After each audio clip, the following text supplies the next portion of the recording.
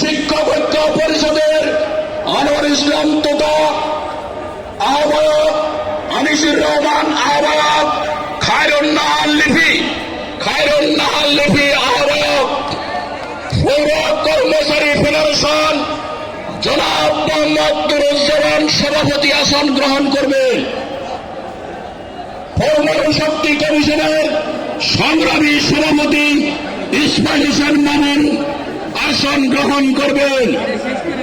বাংলাদেশ পরিসংখ্যান ব্যুরো কর্মচারী ইউনিয়নের জনাব ফারুক বিদাস আসন গ্রহণ করবেন। মশক বিভাগের অধিদপ্তর মনিরুল ইসলাম সভাপতি আসন গ্রহণ করবেন। শিল্পকলা একাডেমির কর্মচারী ইউনিয়নের সাইদুল ইসলাম আসন গ্রহণ করবেন। পায়রা বন্দর কর্তৃপক্ষের সাইকুল আরফিন আসন গ্রহণ করবেন। মাধ্যমিক উচ্চ শিক্ষা অধিদপ্তরের জাকির হোসেন আসন গ্রহণ করবেন।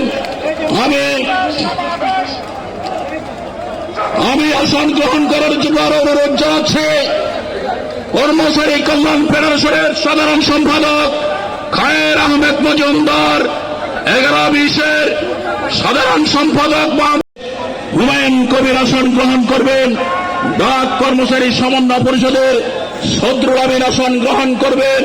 বাংলাদেশ পোস্ট ইউনিয়ন কর্মচারী জনাব জিয়াউল হক আসন গ্রহণ করবেন। এমপিওভুক্ত শিক্ষক কর্মচারী এবং প্রশাসনিক কর্মকর্তা বাস্তব ঐক্য পরিষদের মহাসচিব জনাব বেলাল হোসেন, প্রাথমিক শিক্ষা ঐক্য পরিষদের সমিতি বাংলাদেশ পরিসংখ্যান ব্যুরোর ফারুক বিদা আসন গ্রহণ করবেন। মশকটি দলের জনাব গিয়াসউদ্দিন সাধারণ সম্পাদক আসন গ্রহণ করবেন। শিল্পকলা একাডেমির সাইদুল ইসলাম আসন গ্রহণ করবেন। 11-20-এর ইমাম হোসেন আসন গ্রহণ করবেন। মাধ্যমিক শিক্ষার বলছি রেলওয়ের ওমর ফারুক আখতারুজ্জামান আসন গ্রহণ করবেন।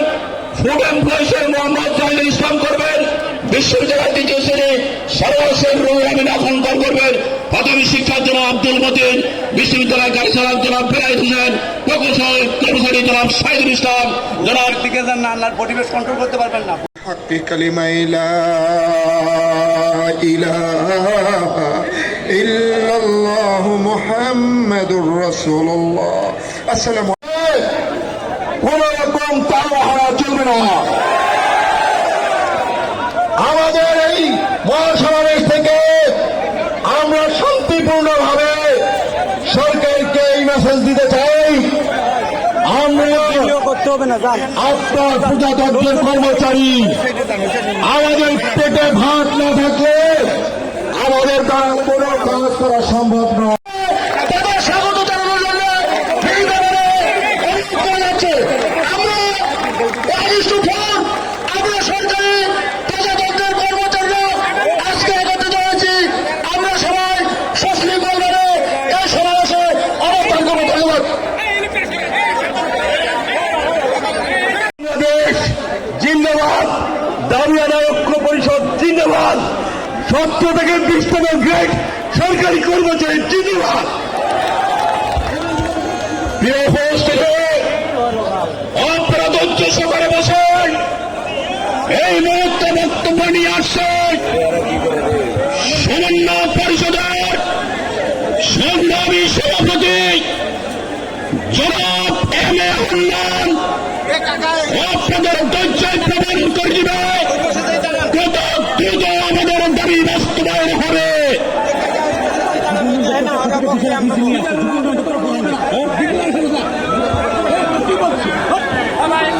আরে বলো বলো বলো।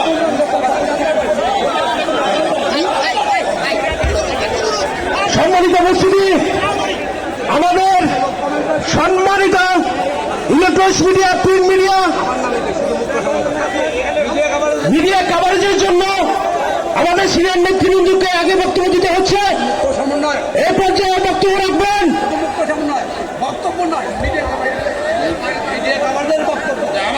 মিডিয়া কভারের জন্য বক্তব্য রাখবেন মুখ্য সমন্বয়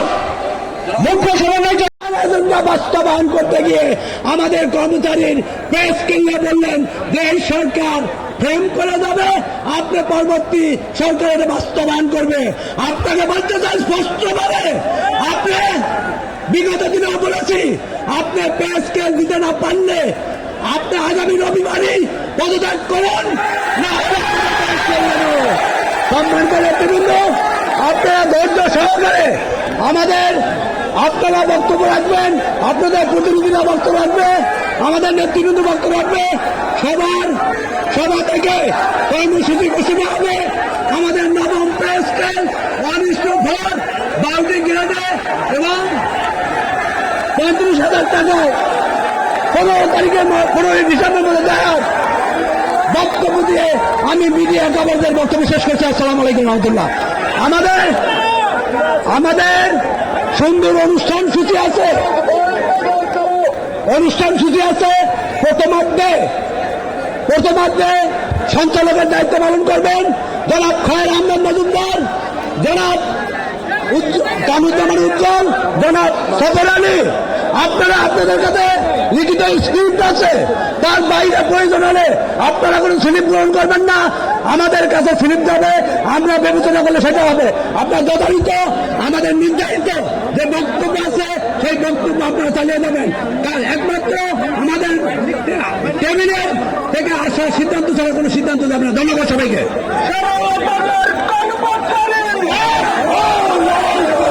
প্রিয় ভাইরা, অনুষ্ঠান পরিচালনার জন্য সহযোগিতা চাচ্ছে প্রথম থেকে লিস্টের বাইরে যারা আছে, আমাদের দায়িত্বহীন যারা বাকিরা একটু আপনাদের স্ব আসন গ্রহণ করুন। আমাদেরকে আসছেন নদী গবেষণা ইনস্টিটিউট, তাদেরকে ধন্যবাদ। বনশিল্প উন্নয়ন কর্পোরেশন, তাদেরকে পল্লী উন্নয়ন, তাদেরকে ধন্যবাদ। মজিবুর রহমান, তাদেরকে ধন্যবাদ। প্রাথমিক শিক্ষা অধিদপ্তর আব্দুল মতিনের নেতৃত্বে আসছে, তাদেরকে ধন্যবাদ। আমি আসছে বক্তব্য দিবে আসছে জনাব মুবিনের নেতৃত্বে গাজীপুর থেকে, তাদেরকে ধন্যবাদ।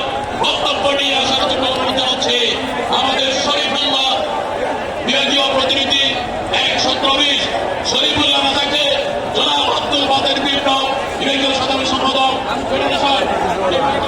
বিপ্লব আমাদের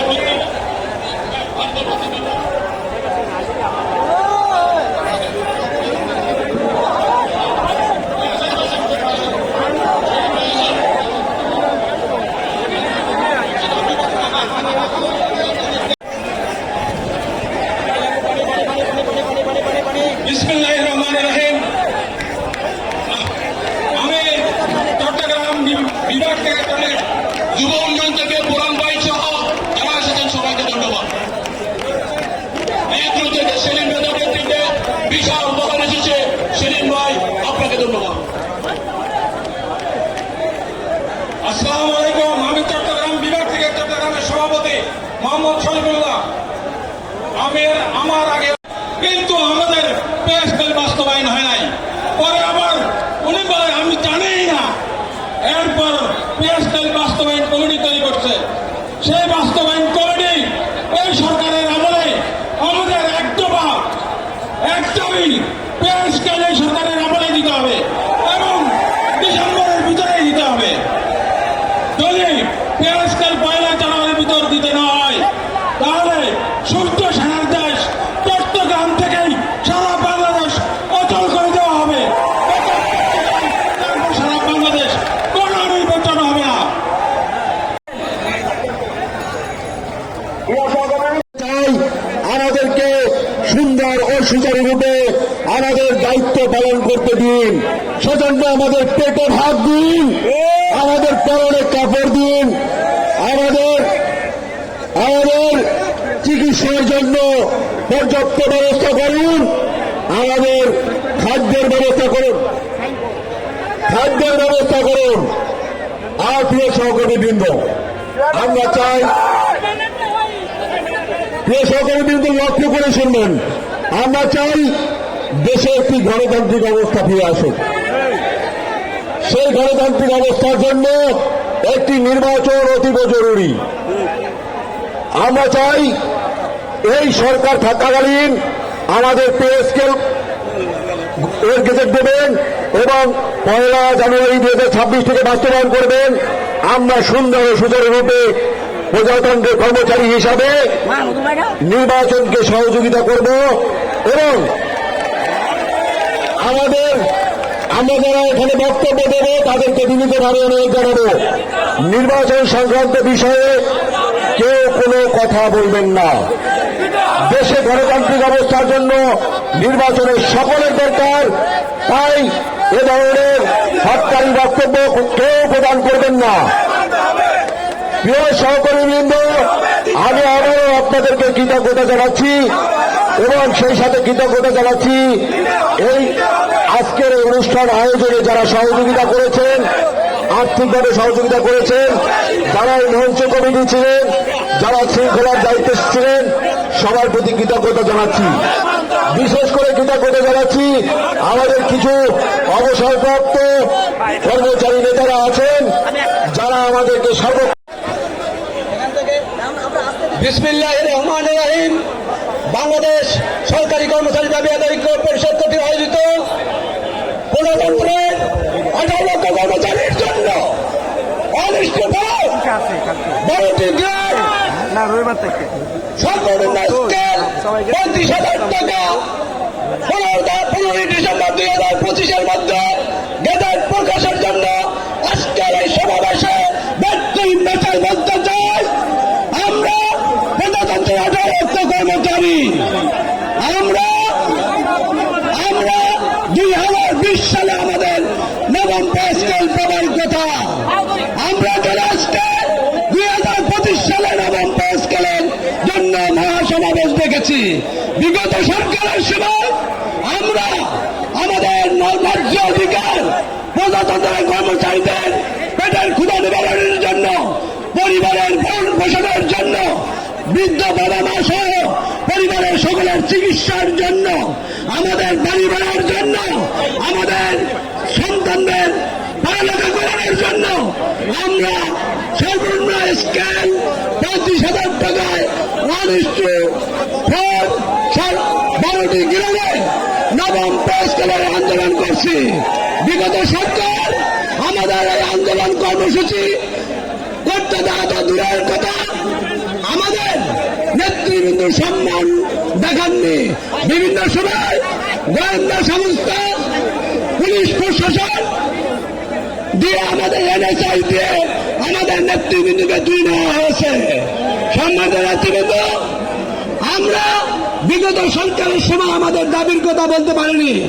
22 সালে এবং 23 সালে 2টি মহাসমাবেশ দেখেও বিগত ফ্যাসিস্ট সরকার আমাদের আন্দোলন কর্মসূচি সফল করতে দেননি। সম্মানিত নেতৃবৃন্দ, আমরা প্রত্যাশা করছি আমাদের বর্তমান সরকার, বৈষম্যবিরোধী সরকার, ডক্টর ইউনূস মহোদয় একাধারে আমাদের প্রধান উপদেষ্টা, অন্যদিকে আমাদের জনপ্রশাসন মন্ত্রণালয় বিষয়ক সম্মানিত উপদেষ্টা, উনি আমাদের পরিবারের অভিভাবক, উনি শান্তিতে নোবেল বিজয়ী, উনি আমাদের গরিব কর্মচারীর 11 থেকে 20 গ্রেডের কর্মচারীর দুঃখ দুর্দশার কথা শুনে, দুঃখ দুর্গের কথা বিবেচনায় পে কমিশন গঠন করে দিয়েছে। সম্মানিত নেতৃবৃন্দ, পে কমিশনের কাছে আমাদের সংগঠনের আহ্বান ছিল, আমাদের লিখিত আবেদন ছিল 30 নভেম্বরের মধ্যে পে স্কেলের সুপারিশ দিতে হবে। আমরা কি দেখলাম? পে কমিশন ভিন্ন পথে কর্মচারীদের পে স্কেল যাতে না হয়, ওনারা পে কমিশনের সুপারিশ দেওয়ার জন্য ওনারা পরিসংখ্যানমূলক চিঠি লিখলেন জরিপের জন্য। ওনারা ব্যবসায়ীদের সাথে কথা বললেন, ওনারা সচিবদের সাথে কথা বললেন। সচিবরা তো পে কমিশনের সদস্য না, কেন সচিবদের সাথে কথা বলতে হবে? আজকে আমরা কেন পরিসংখ্যানমূলক জরিপ করতে হবে? আমি বলবো, মাননীয় প্রধান উপদেষ্টা, আপনার পে কমিশন ভিন্ন পথে হাঁটছে, কর্মচারীদের ন্যায্য অধিকার নবম পে স্কেল দেওয়ার নামে তালবাহানা করছেন। আপনার পে কমিশনের বক্তব্য ছাড়া, পে কমিশনের সুপারিশ ছাড়া আমাদের অসহায় গরিব হতদরিদ্র খেটে খাওয়া কর্মচারী শ্রমিক কর্মচারীদের জন্য নবম পে স্কেলের সরাসরি বাস্তবায়নের জন্য অর্থ মন্ত্রণালয় প্রস্তাব দেবেন। আপনি অর্থ উপদেষ্টাকে বলতে চাই, মাননীয় অর্থ উপদেষ্টা, আপনি আমাদের পে কমিশন গঠনের পরে আপনার সহমর্মিতা ছিল 18 লক্ষ কর্মচারীর জন্য। আপনি কার কথায় কনভার্ট হয়ে এই 18 লক্ষ গরিব